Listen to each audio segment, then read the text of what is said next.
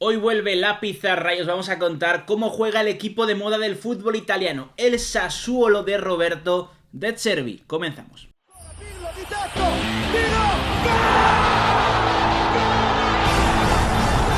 ¿Qué tal, amigos y amigas del canal, amigos y amigas de Soy Calcio? Grazie ragazzi, forza Soy Calcio, bienvenidos a un nuevo vídeo. Hablamos del Sassuolo, José, sí. Hoy nos vestimos de negro verde y no tenemos camiseta del Sassuolo, pero la tenemos que conseguir dentro de poco. He venido de verde. Yo tengo aquí un poco verde. Algo es algo, verde y negro. Pero chicos, antes de sacar la pizarra, porque la vamos a sacar, vamos a poner aquí nuestro tapete arrugado, como siempre solemos hacer para explicar un poco cómo juega cada equipo del fútbol italiano. Vamos a entrar en contexto. Mientras la gente se suscribe, mientras la gente activa la campanita y le da like a este vídeo, tenemos que explicar por qué el Sassuolo se ha metido en Serie A y está peleando en puestos de Champions ahora mismo. Bueno, es algo bastante... Hay que hablar de muchos años, porque de ese equipo de Di Francesco que ascendió en Serie A en su tiempo a lo que tenemos ahora, un equipo que le tenemos segundo de la liga, yo creo que han cambiado muchas cosas y hay muchas cosas que comentar. Se puede venir la hipermufa hoy, porque sacamos el vídeo y dentro de una hora y pico juega el Sassuolo contra Udinese. Sí. No decimos nada, nos callamos. Si no sé, que nos emplacen al directo. Esperamos el emoji de Soy Mufa de los miembros y ya está. Exactamente. A ver, el Sassuolo es un equipo de la ciudad de Sassuolo, una ciudad de 41.000 habitantes que está en la provincia de Módena, en Emilia-Romagna. Los sassolesi son los que viven allí, los habitantes de Sassuolo, pero es un equipo que no tiene, una ciudad que no tiene tradición futbolística alguna, ¿vale? Esto hay que decirlo. Históricamente es un equipo muy modesto el Sassuolo, que jugaba, para que os hagáis una idea, en el Enzo Ricci, que es un estadio de apenas 4.000 espectadores, no 40.000, 4.000 espectadores, un estadio muy pequeñito, un campo de fútbol al final, donde actualmente juega el Sassuolo femenino. Os habla un poco de la dimensión que tenía el Sassuolo antes, que ascendió por primera vez a Serie B en 2007 y a partir de entonces dejó de jugar en este estadio Enzo Ricci. Todo cambia, José, con la llegada de Mapei. Mapei es la publicidad grande que vemos aquí con Giorgio Squinzi, que Giorgio Squinzi, pobrecito, falleció hace un año, en octubre de 2019, que era el patrón del Sassuolo, aficionado del Milan y patrón del Sassuolo, pero todo cambió con la llegada de Mapei. Exactamente, hemos visto un cambio, sobre todo me acuerdo del vídeo que comentamos en el estadio, en el que hablábamos de, Mapei Stadium, patrocinador Mapei, la comunidad que tienen entre Mapei y el Sassuolo, así que todo está muy conectado. Sí, Mapei es una empresa que se dedica a materiales de construcción y demás. En Italia es una de las una empresa más grande de Italia, tiene más de 10.000 trabajadores, una de las multinacionales más importantes de Europa en este sector y tiene mucho biglietti, ¿no? Tiene mucho dinero. Y decidió primero invertir en su día en ciclismo, en el Mapei Quick Step, que era un equipo muy tocho, que tenía a Tony Rominger, con el que ganó Giro, ganó Vuelta a España, era un equipo importante. Y luego cuando se marchan los Squinzi de aquí, porque se marchan a principios del siglo XXI, decían que había mucho, no me sale la palabra, dopaje en el ciclismo, y un poco se desencantaron del ciclismo. Bueno, aquí no sé qué harían ellos, no sé si serían limpios o no, pero a partir de ahí llegan al Sassuolo. En el Sassuolo estaban a través de patrocinios, primeramente, pero hacen un poco como Parmalat con el Parma a los 90, primero patrocinios, luego compran el club. Y aquí hicieron eso, y rápidamente, José, compran el estadio, recordar el vídeo de la Reggiana, con ese estadio que le roba el Sassuolo. Sí, es verdad. O sea, lo recordamos aquí porque es un tema importante. Al final el Sassuolo está jugando en el Mapei Stadium, en el estadio Tricolore, Città Tricolore de Italia, que está en Reggio Emilia, que no está en Sassuolo, está a unos creo que eran 30 kilómetros de Sassuolo. Sí.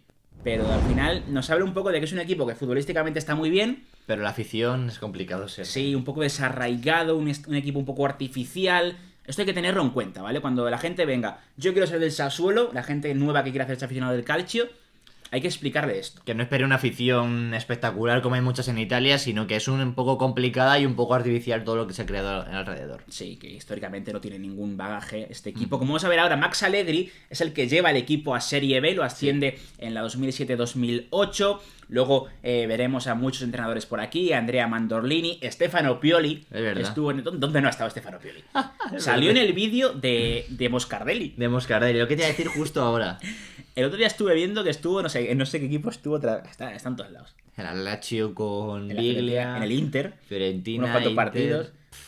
Está en todos lados Stefano Pioli, un tremendo personaje. Daniele Arrigoni, Angelo Gregucci, Fulvio Guisante, y luego de ahí llegan a Eusebio Di Francesco, que es el que les da un salto, porque Eusebio Di Francesco consigue el ascenso a Serie A y finalmente incluso Pues, por cierto, primer ascenso sería en la 2013-2014.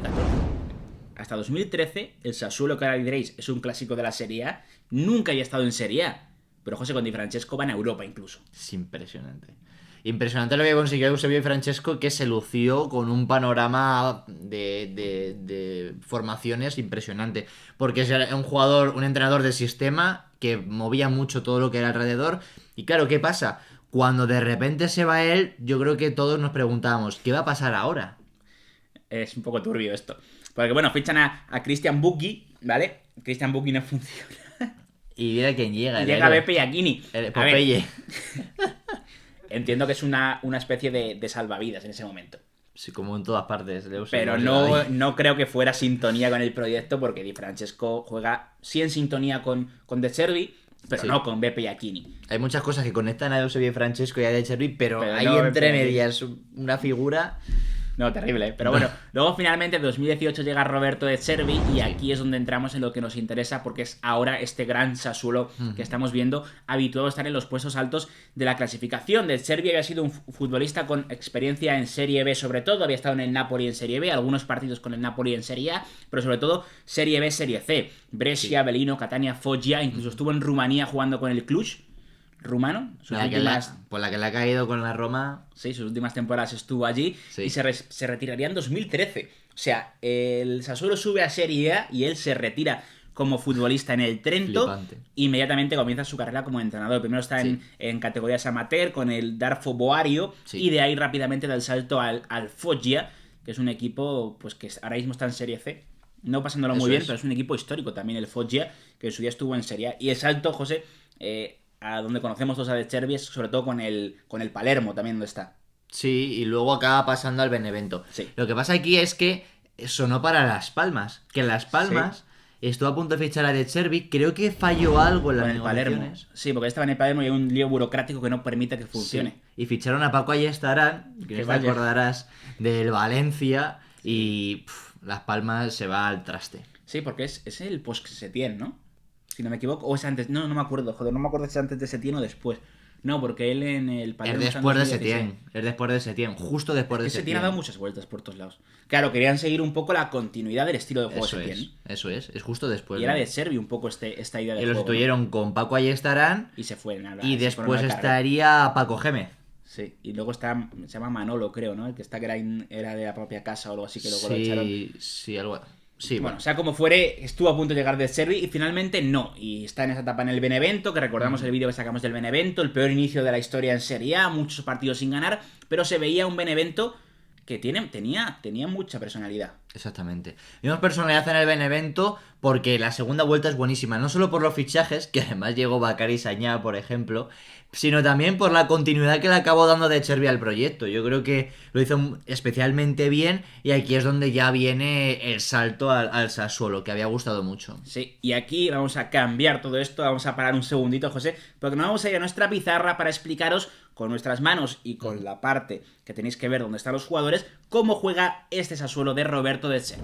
Y ya estamos aquí, José, con la pizarra del Sassuolo. Como veis, hemos armado un poco el dibujo habitual en el Sassuolo, es el 4-2-3-1 con Consigli en portería. En la banda derecha encontramos a Muldur, en otras ocasiones también a Toljan, exactamente, que ahora está con COVID, si no me equivoco, exactamente. Sí. Luego tenemos a Gianmarco Ferrari, Vlad Chiriques, banda izquierda Ostila, también hay Han, tendría que entrar por ahí. Sí. Ostila entre Kyriakopoulos y Rogerio, doble pivote encontramos Locatelli y Obiang o Maxime López o Buravia también.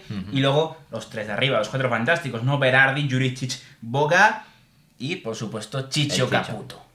Bueno, es un equipo que yo creo que vemos muy bien diseñado en ese 4-2-3-1, un sistema que le ha costado durante los últimos años terminar a adaptarlo. Yo creo que es algo que hemos visto que ha tardado. Sí. Pero vemos ya directamente características importantes. Primero, el protagonismo que tienen los dos centrales. Los dos centrales tienen un protagonismo impresionante a la hora de sacar el balón, sobre todo este futbolista que es Gianmarco Ferrari.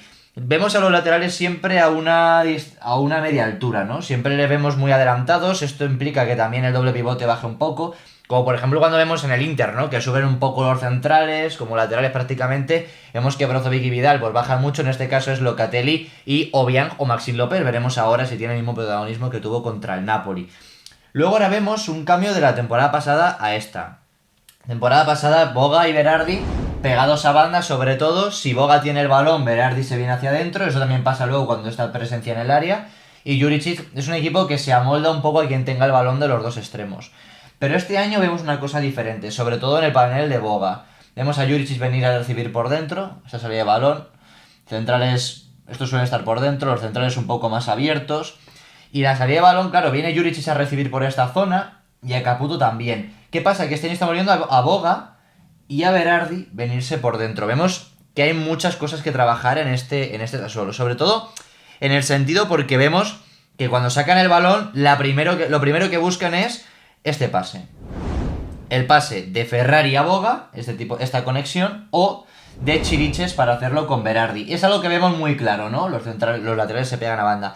Es algo que vemos muy claro, pero claro, obviamente siempre hay un rival por delante, ¿no? No te van a permitir muy fácil ese pase. Entonces lo que vemos un poco es, pues, alternativas, ¿no? El doble pivote tiene mucha importancia, con pases muy lejanos, siempre hay un espacio en el medio para colocar.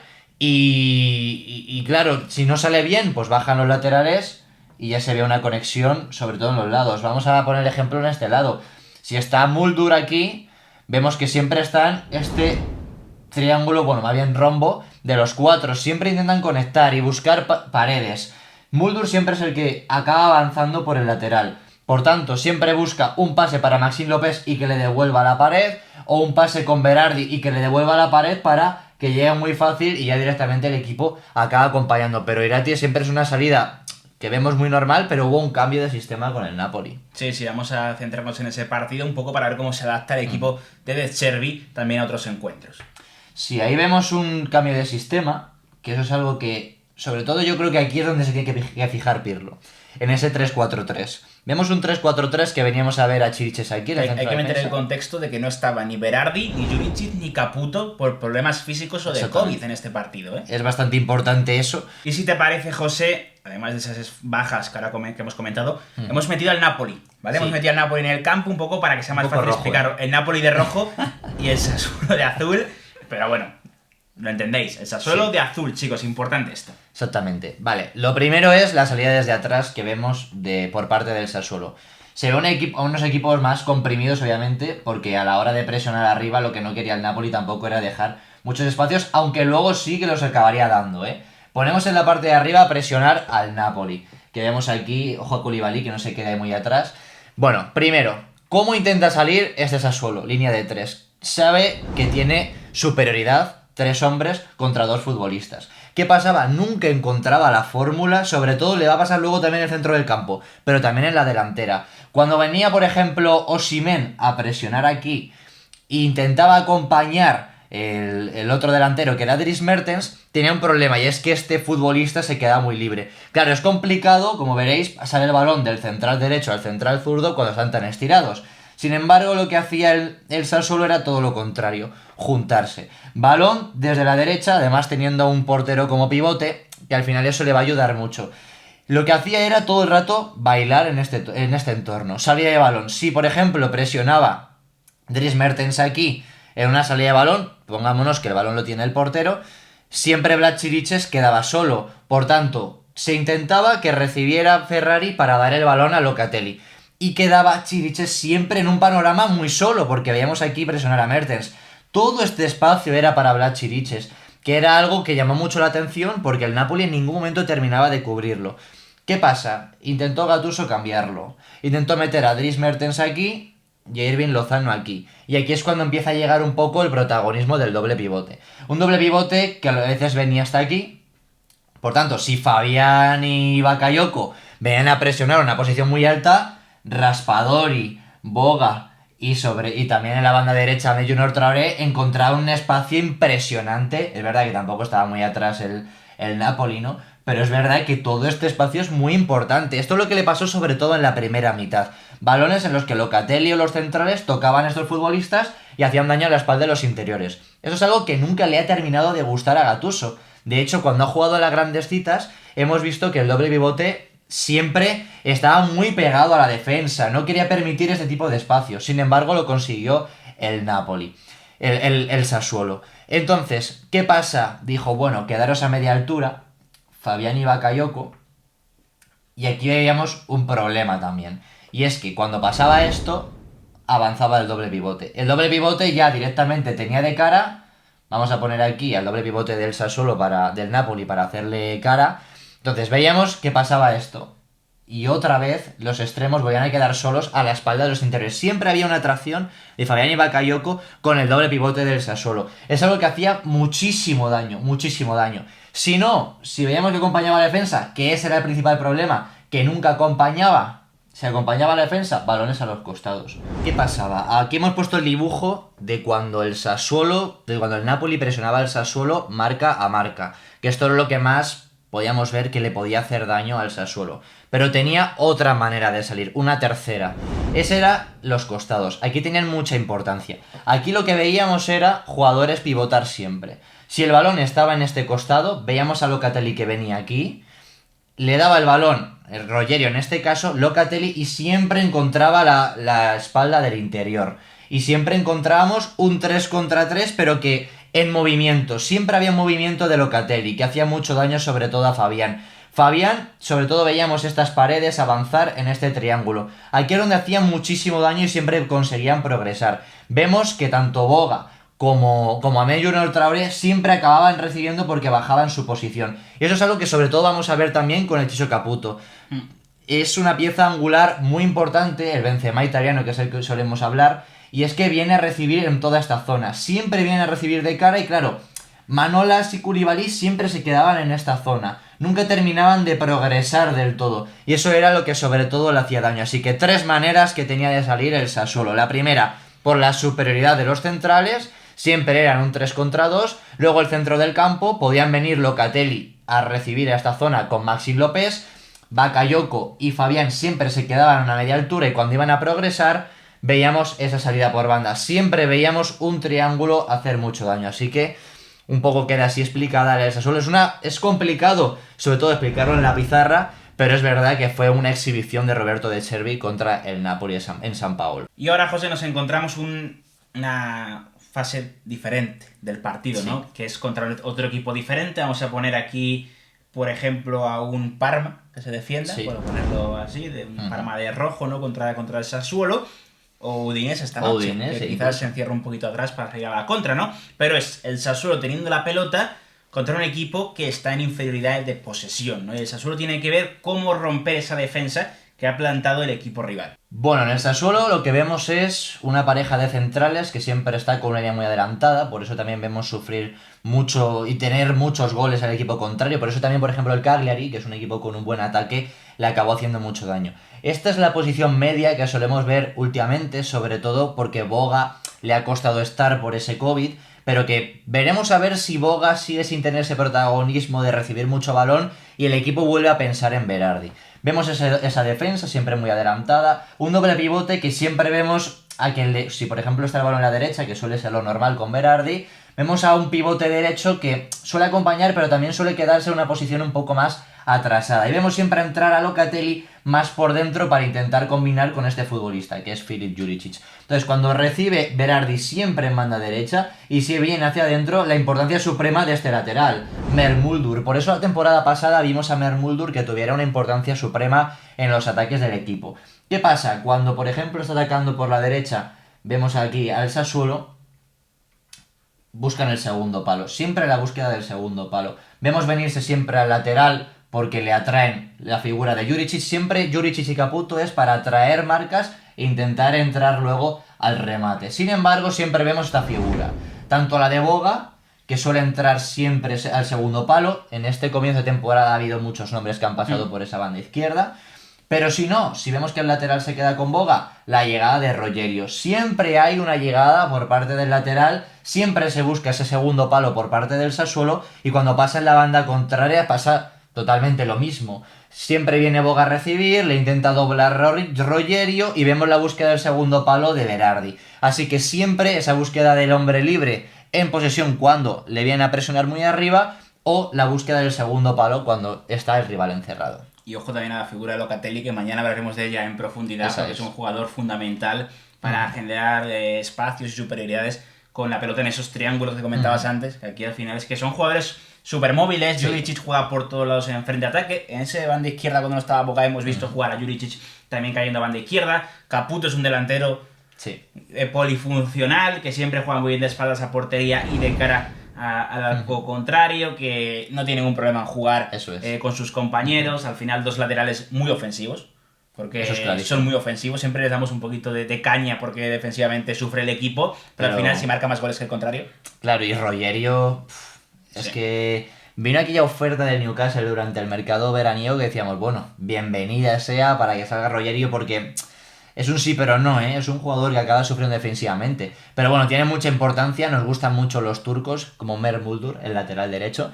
Así que este sería un poco la pizarra del Sassuolo. Es complicado de explicar, sobre todo porque un sistema sobre el papel, un 4-2-3-1, pues nunca es una referencia para el equipo de Chervi. Siempre hay mucho movimiento y por tanto es muy difícil explicar las piezas.